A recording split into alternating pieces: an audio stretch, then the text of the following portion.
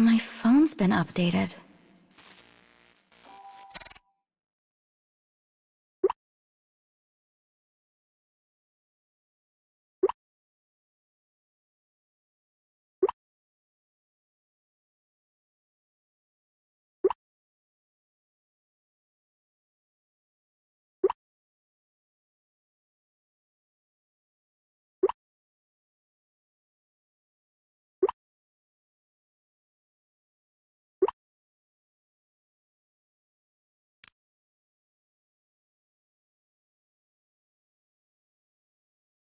It's so pretty here.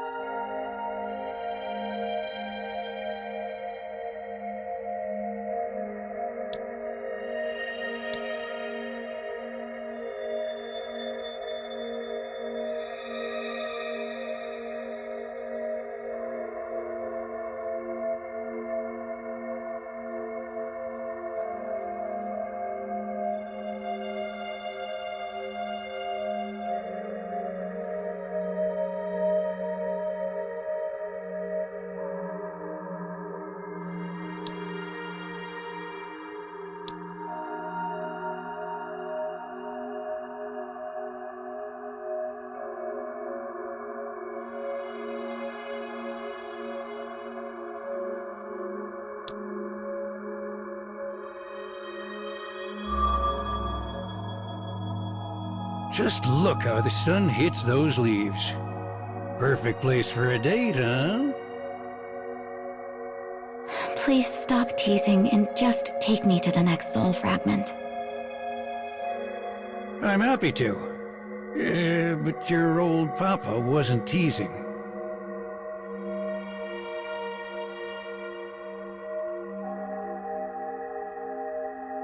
This tower is massive.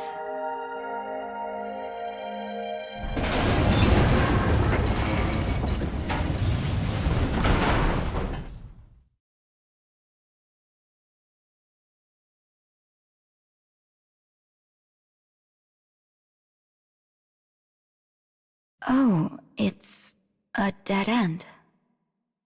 Go on, girl. Give that button a good push.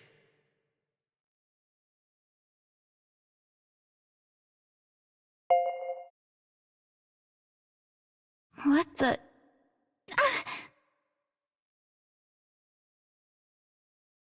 Ow. You okay there, kiddo? Next time I'll slide under you and save your poor hiney. I'd rather you didn't.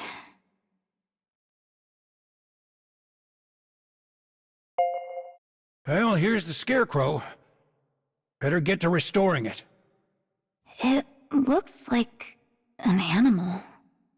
Wonder whose past is recorded in this one.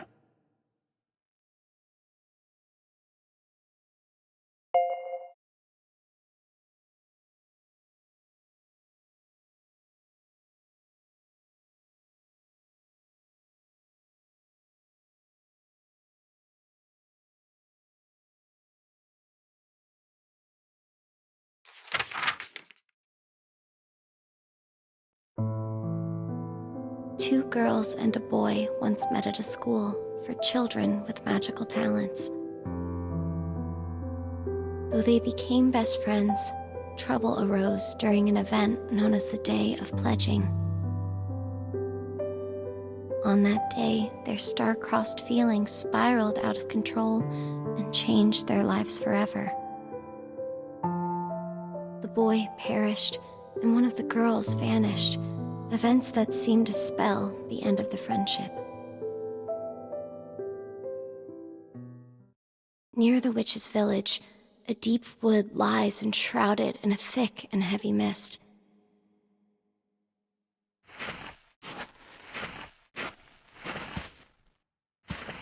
Silence hangs on the branches like alien fruit. It is as if the trees themselves are staring at the unexpected visitor in their midst. For at this very moment, the creature, and it, makes its way deeper into the wood. It is nervous, its steps uncomfortable. Finally, the creature arrives at a mirror standing sentinel within the wood. When it sees the image within, it reflexively rejects the vision. For the creature harbors a deep and all-consuming loathing of its own visage. As if attempting to hide the filth it sees, the creature drapes a white sheet over its figure.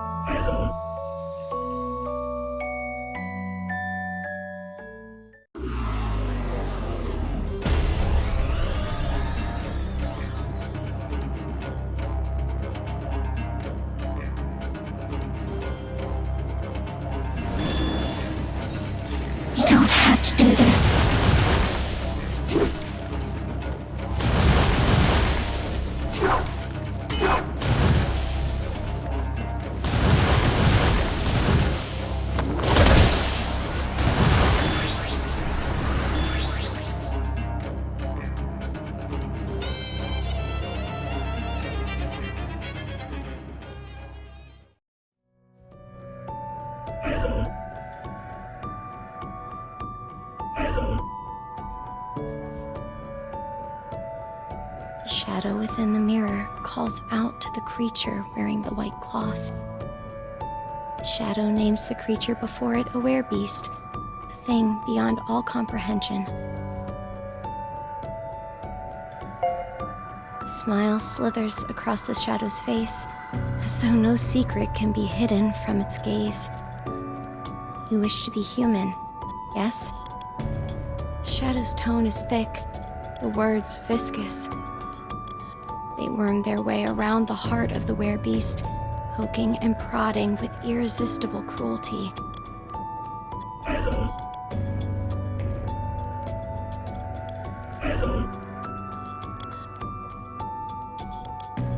Finally, the werebeast responds in a voice both quaking and resolute. I will do anything to be human. Anything.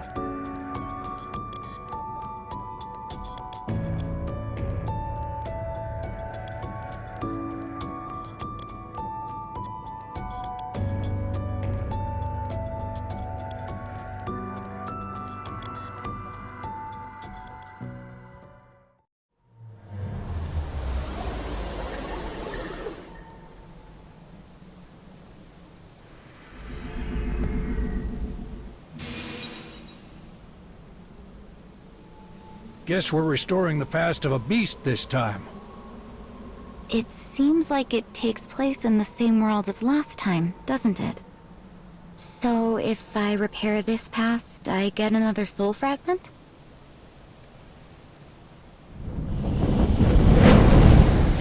Exactamundo!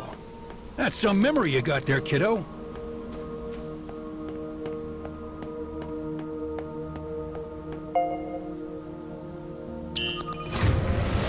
Maybe try not to fall down this time? Am I right? I know.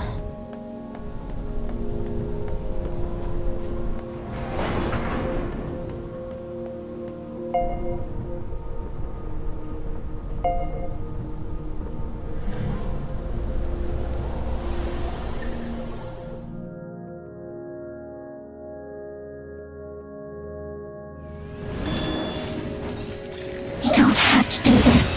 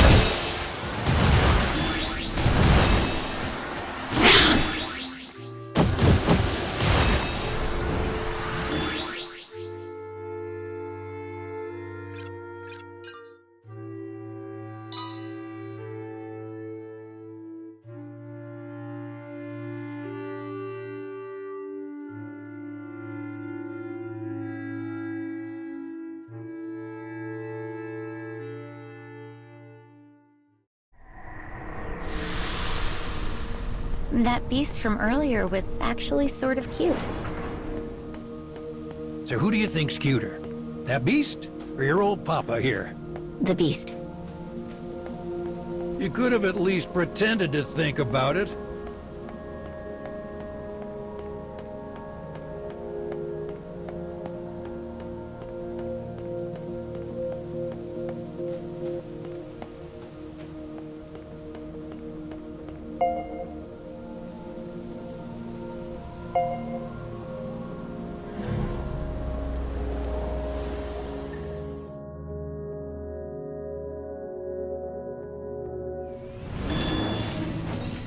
You don't have to do this.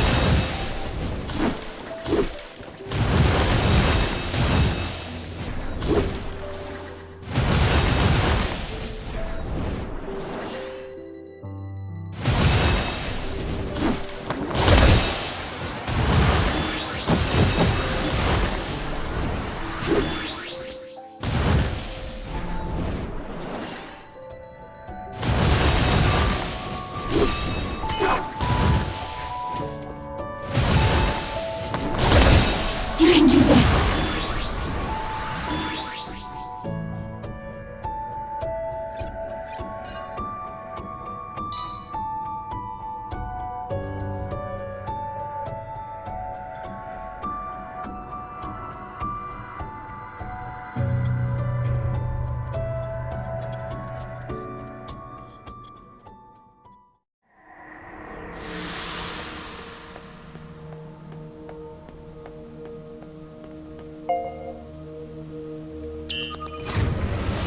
Are you going to help me restore these things at all? Papa already has a big job, and that's guiding you around the cage. You see, I'm more the kind of guy who likes to coast through life on royalties. I suddenly understand you so much better.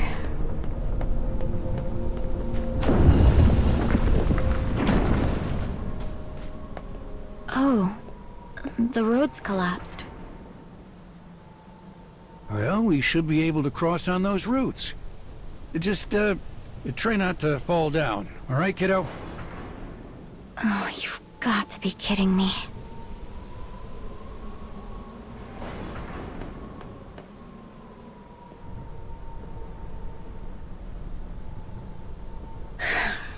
I'm going to be okay. I'm going to be okay.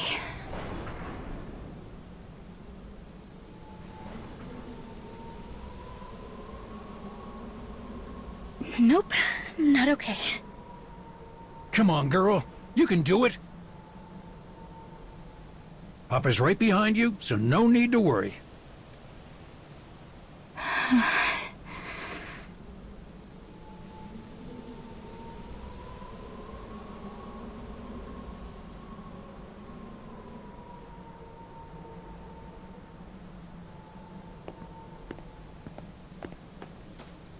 Well, we made it. Somehow. But, wait. Another dead end? Ugh. Why not give that thingamajig there a little poke?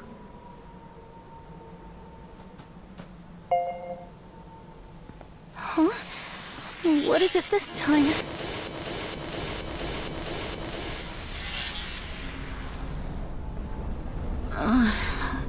I'm dizzy. That there's what we call a good old-fashioned warp.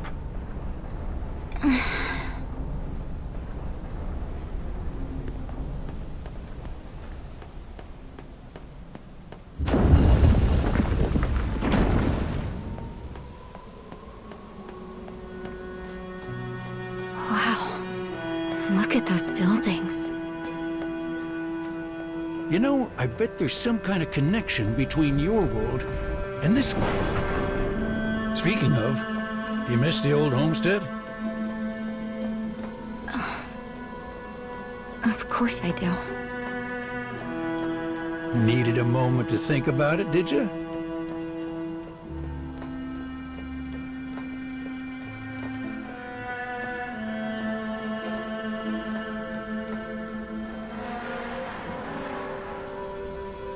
Okay, so I'm thinking these stairs might, break?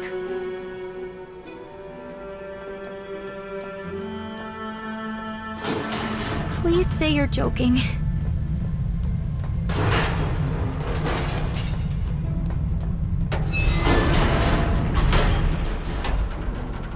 Ooh-wee! That was close. If we'd dawdled any more... I want to go home.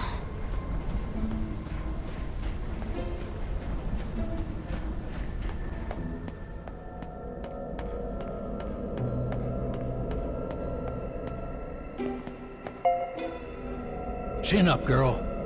It's time to go to work.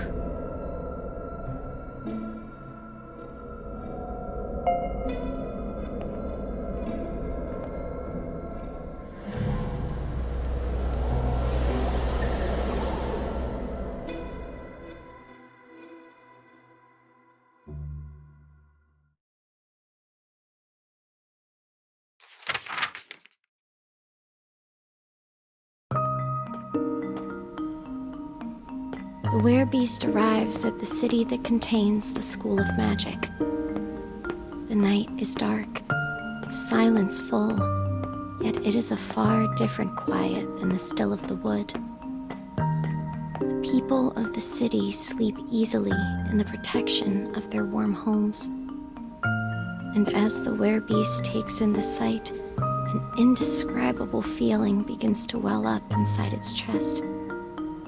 Perhaps it is envy. Perhaps it is hate.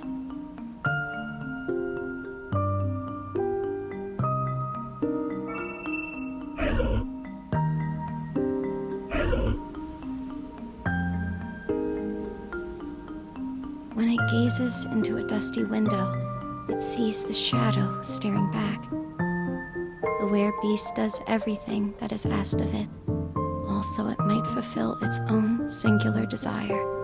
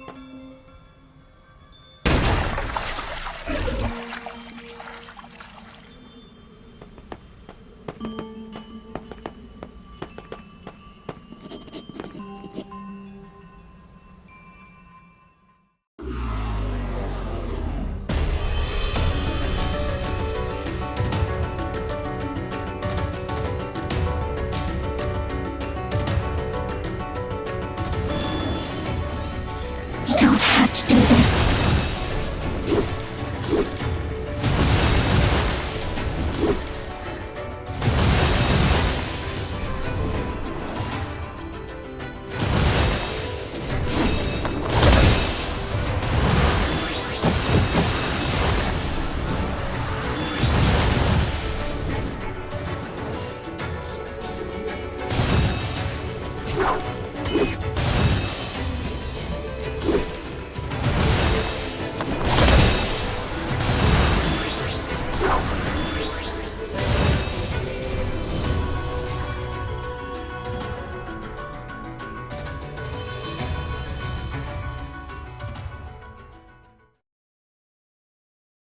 The townsfolk's howls of rage shatter the night. The terrified werebeast slips into the dark and makes its way back to the wood.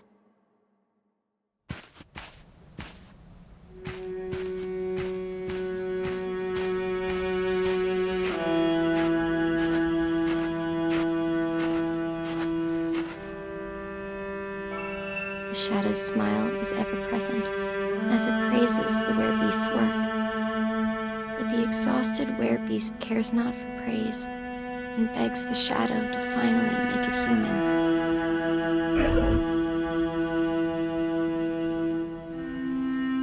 The shadow is not finished. Oh no. Instead, it makes one final demand. Before I make you human, you must snuff out the lives of 100 magic users.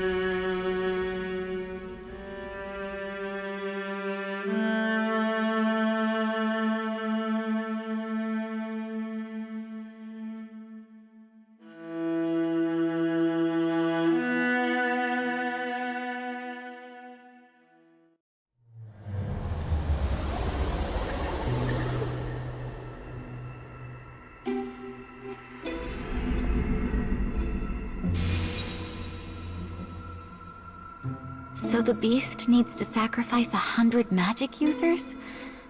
Oh, how awful.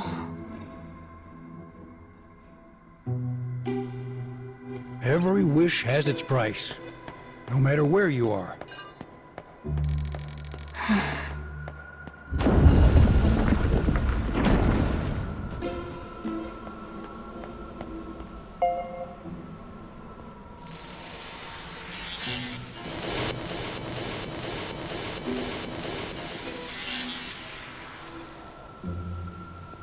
Warps are convenient, but I don't think I'll ever get used to them.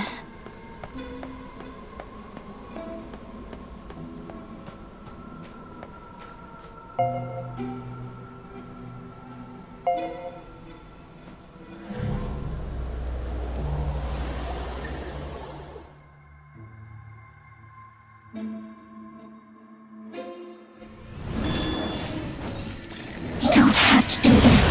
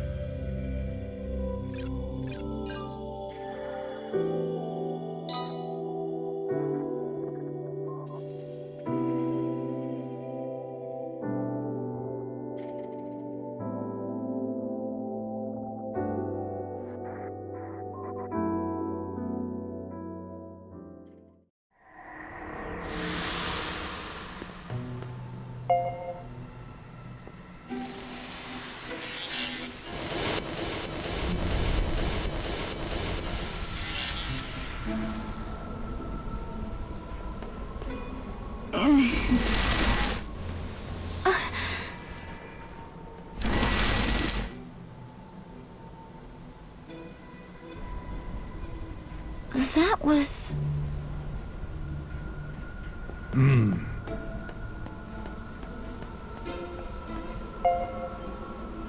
We need to get through here right away.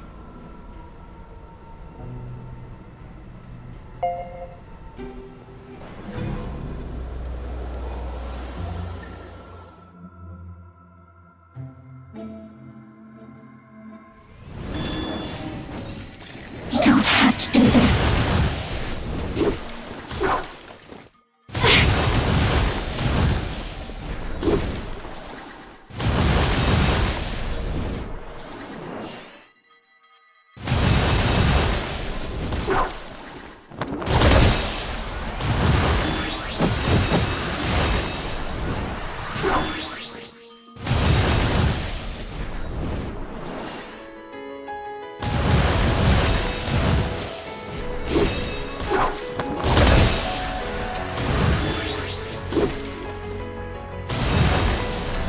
Please, no!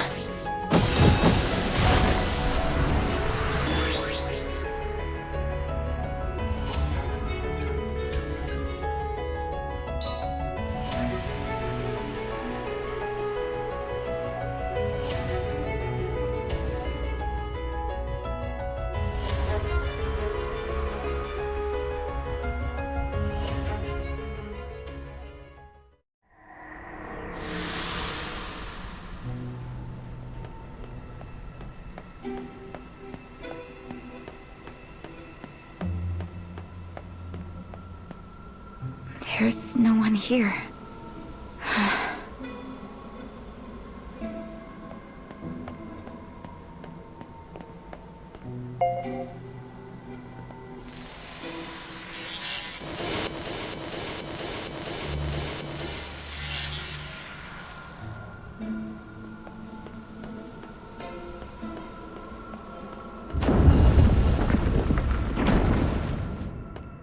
Is this a prison?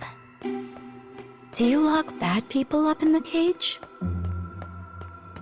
Who can say?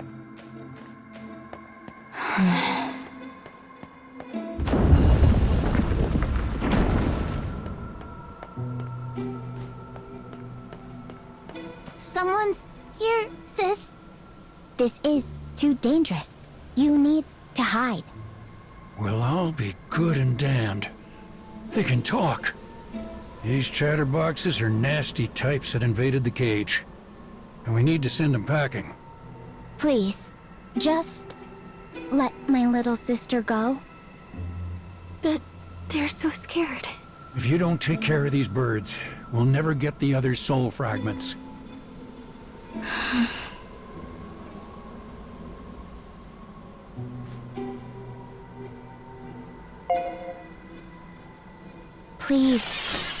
Please just don't hurt my little sister.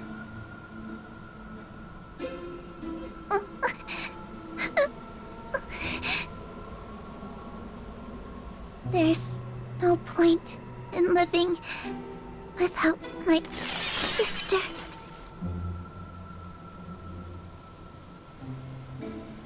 No. Oh, no. Don't let it get you down, kiddo. There was no other way.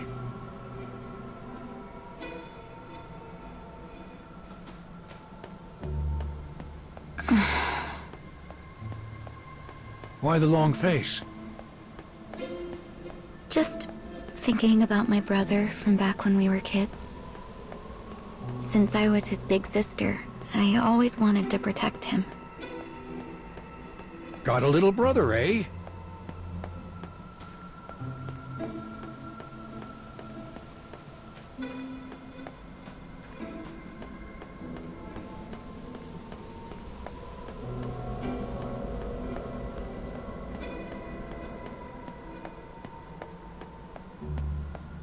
Say, think Papa could take a peek at that phone of yours? All right. But just a peek.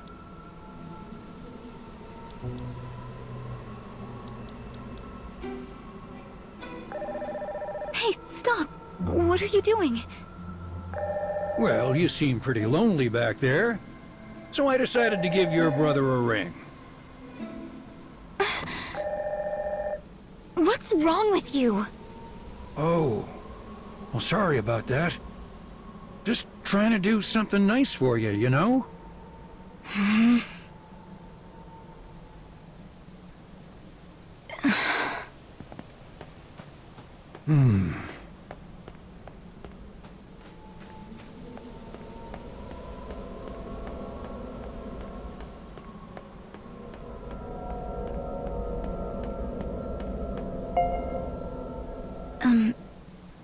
I'm sorry I yelled at you. Oh, that's all right. I shouldn't have done whatever it is I did. Now hop on in. Right. Here I go.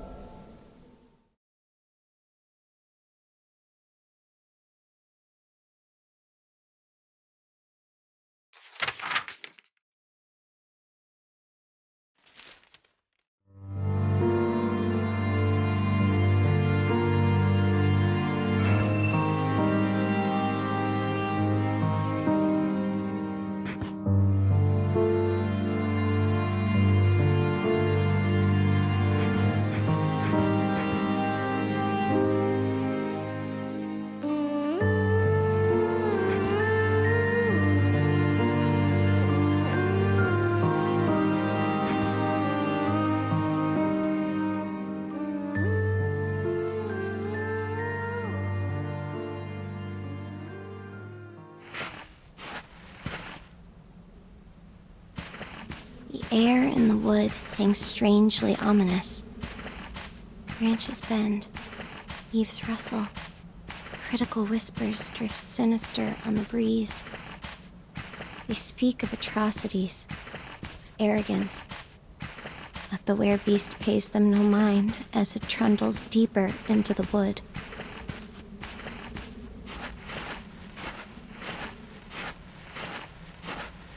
Behind it, a heavy sack leaves a furrow where it drags upon the earth. Inside it is the corpse of a magic user. As the 99th victim falls, the shadow raises its voice in a spasm of utter glee and delight.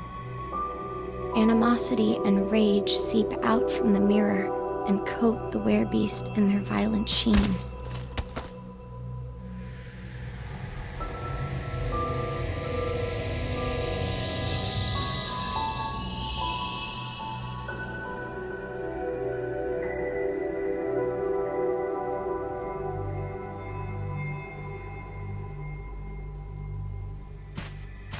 When the werebeast awakens from her stupor, a familiar witch stands before her.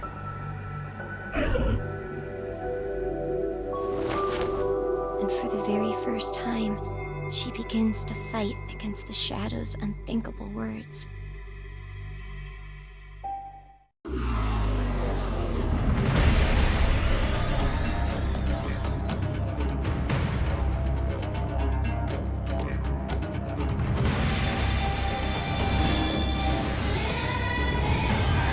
You don't have to do this.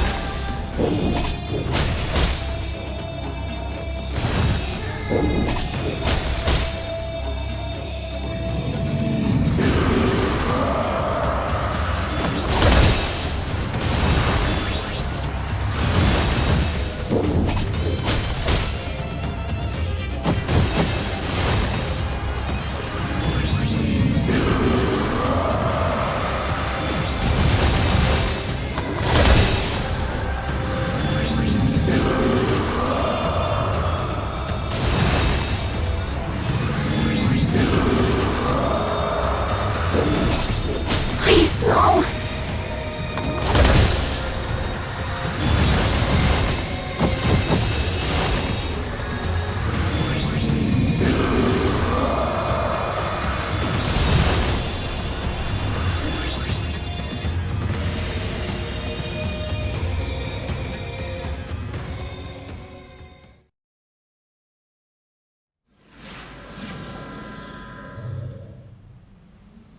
Standing before her is the one she has loved for so long.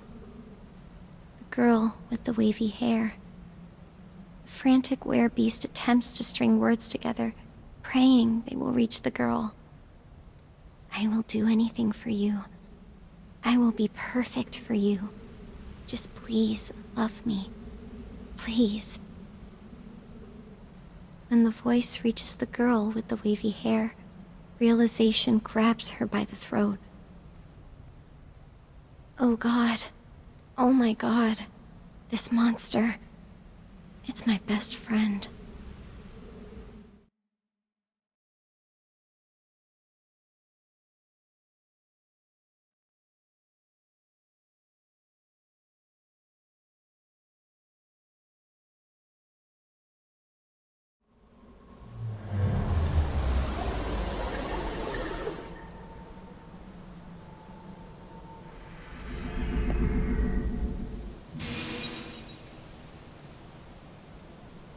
So, the beast was the girl with the glasses all along.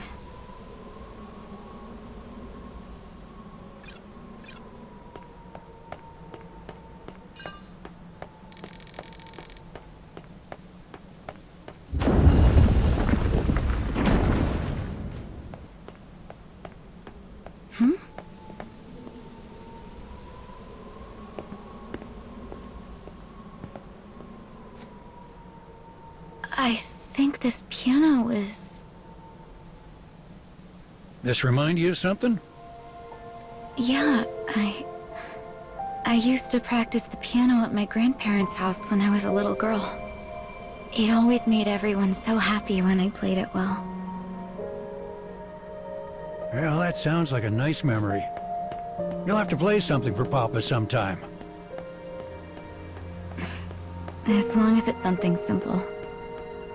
And only if we get a chance before I go home.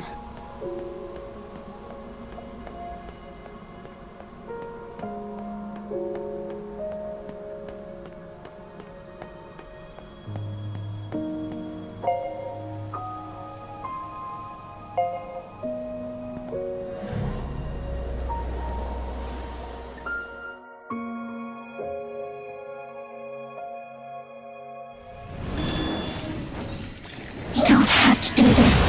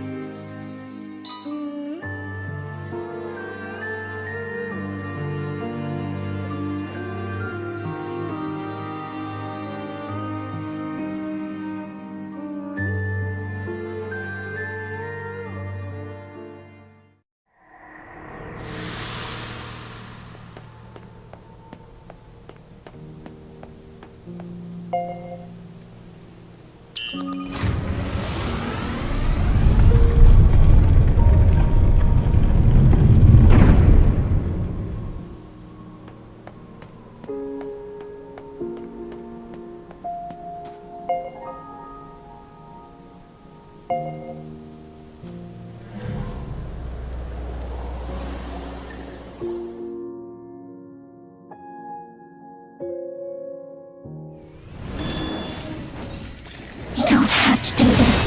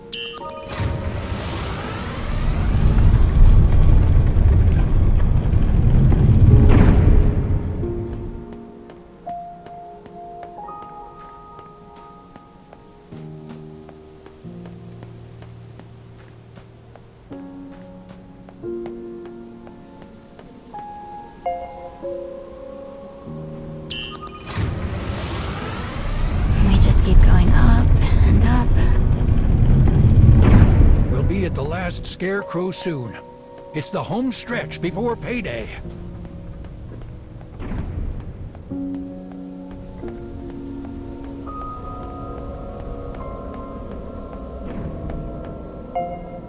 Moment of truth. Let's see what happens to the beast. Once I restore this scarecrow, I'll finally get another soul fragment.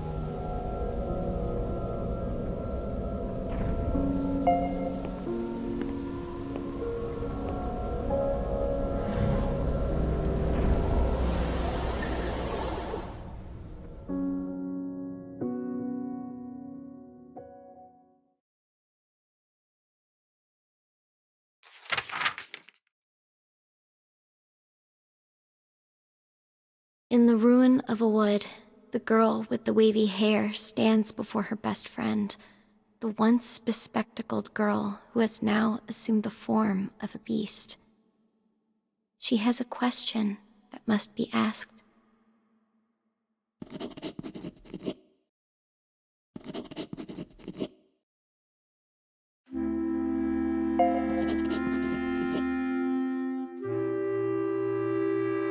Upon hearing the answer, the girl hangs her head low.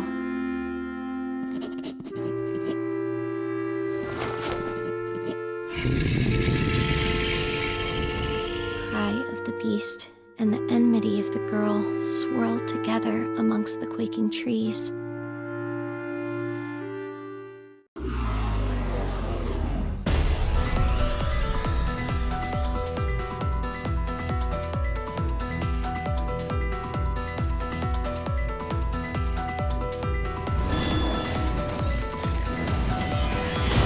I can't believe I thought you were my best friend. Why don't you understand? Why don't you believe me? I hate you! No, no, no, no, no, no, no, no! I wish this world would disappear.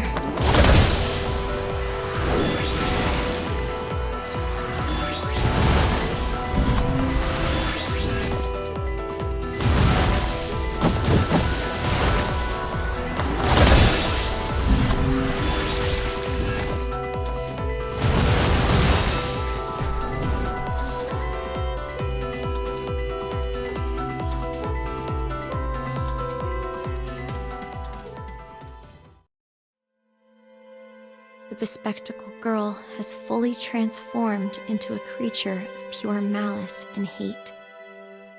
As her best friend collapses to her knees, she directs a spell at her.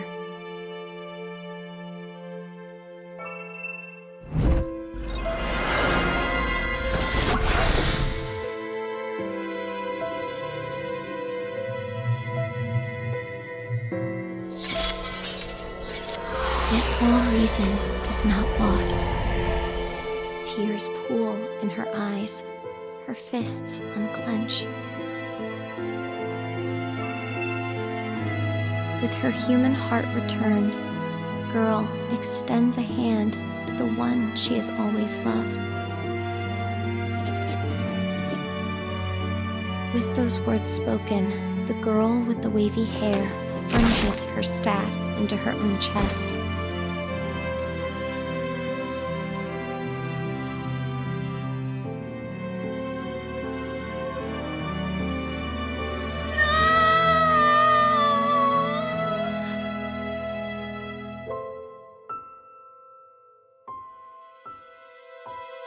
The pitiful beast clings to the weathered and clouded mirror, begging for salvation. But the glass remains silent. The only sounds are the wails of the beast as they echo about the wood. There had never been a shadow.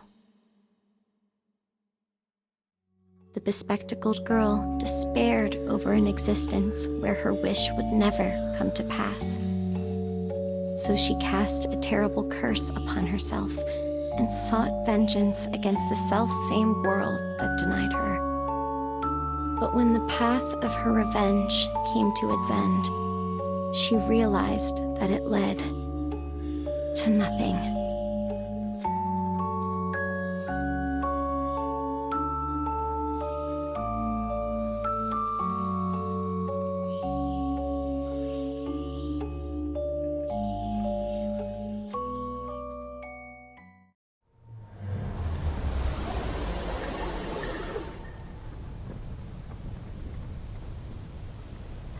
Well, I guess they were together at least.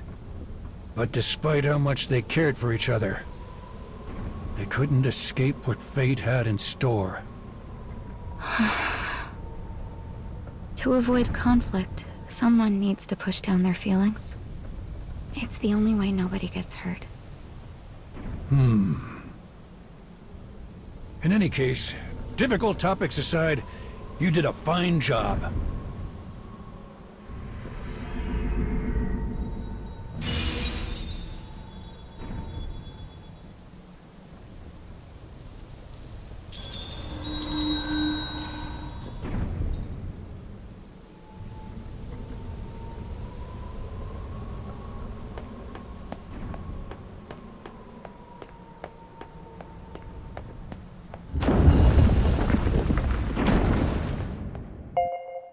Another dead end. Oh, but we can skip this with a warp, right? Oh-ho!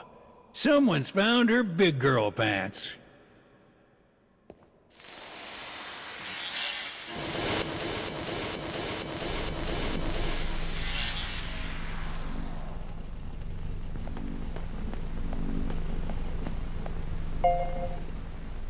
These TVs. So next, we're going to see my... Facing the past is the responsibility of the one who desires to change it.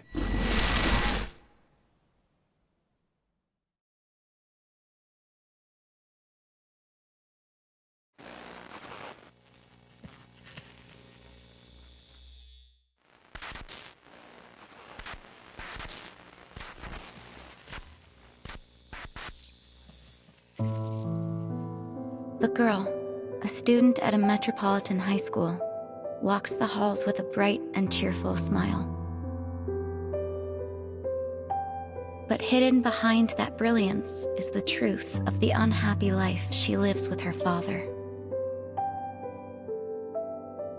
The debt accumulated by her mother caused immense mental and emotional pressure on her father. But she continues to wear a smile, for his sake.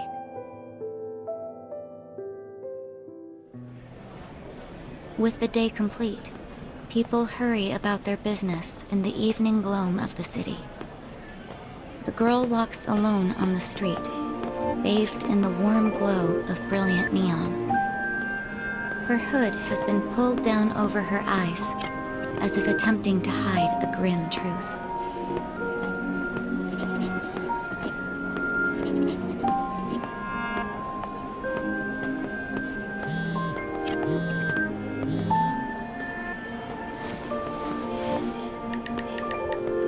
When a message comes to her phone, she glances down before typing a simple reply. Almost there. Urged on by her client, she picks up her pace.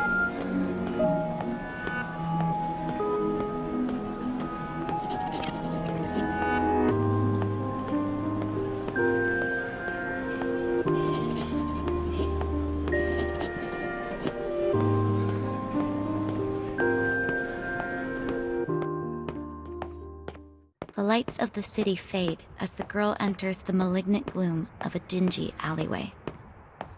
While the city is bright and vibrant, here, darkness reigns. A young man of college age stands amidst the shadows. Seeing her approach, his face breaks out into a lean and hungry grin.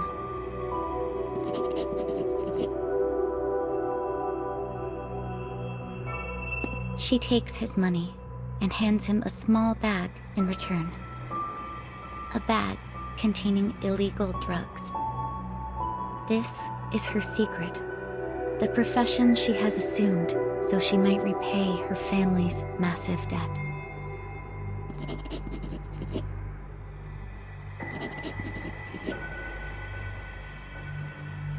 As the student continues mumbling, she spins on one heel and begins her retreat.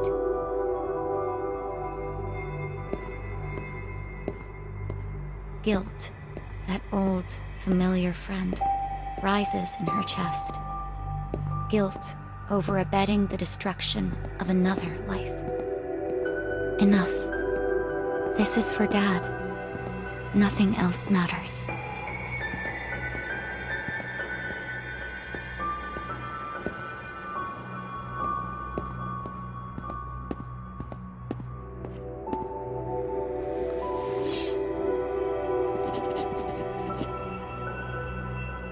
Suddenly, a knife appears, as if conjured from the dark. Fearing what the man might do, the girl dashes away.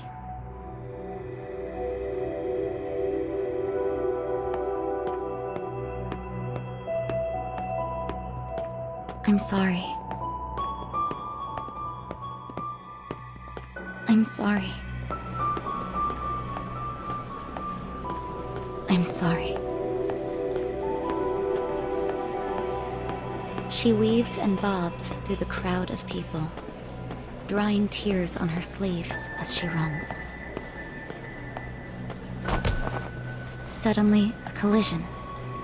An impact. Pain.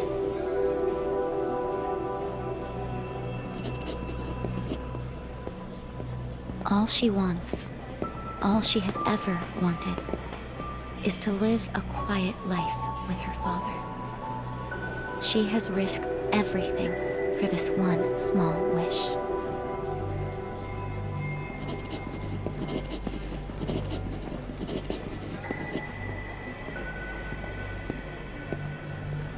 But in this world, the people who pass by on the street care nothing for her.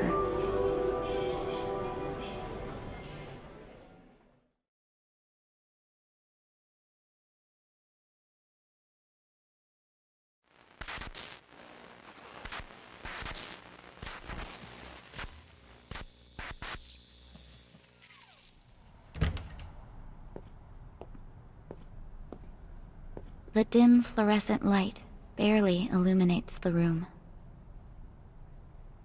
I'm home, cries the girl as she forces a false cheer into her voice.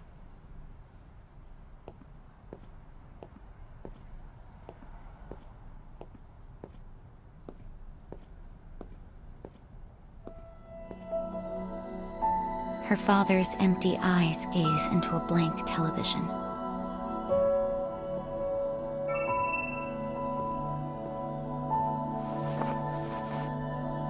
Pressing on, she sits down and begins excitedly telling him about her day at school. Eventually, she gets around to the biggest news, a list of jobs at fine companies that her homeroom teacher had encouraged her to pursue.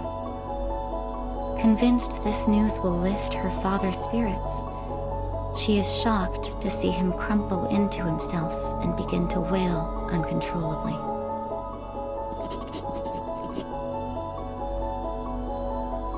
As he sobs, he speaks of the shame he feels in being unable to provide his daughter with the higher education she deserves. As she calls out to her unstable father, her true feelings burst to the surface.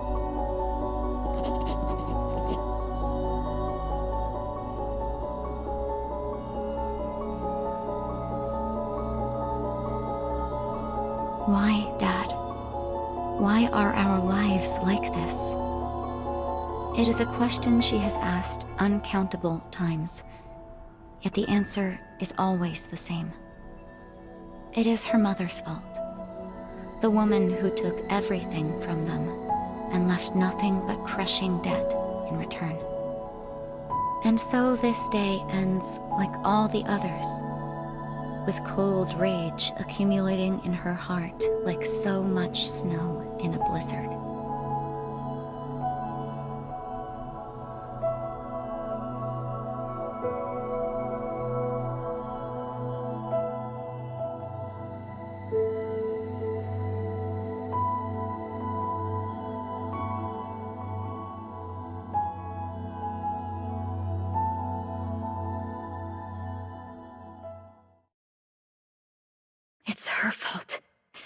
It's all her fault.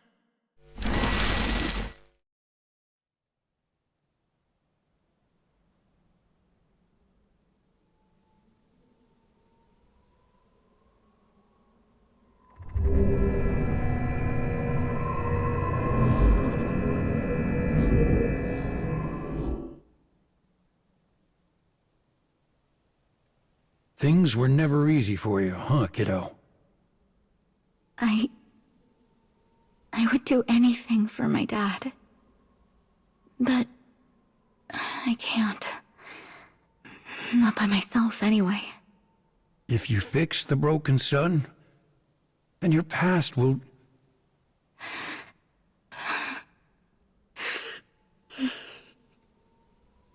Hey, easy there. Tears don't suit you.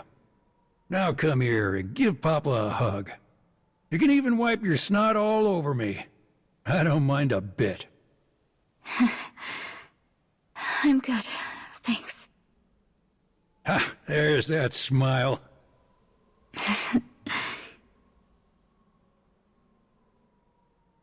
All right then. Let's get a move on. Okay.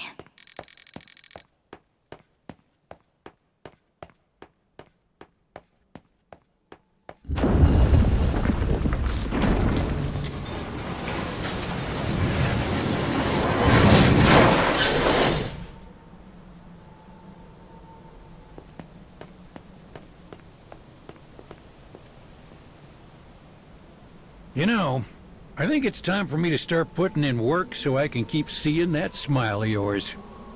Just don't throw out your back, old man.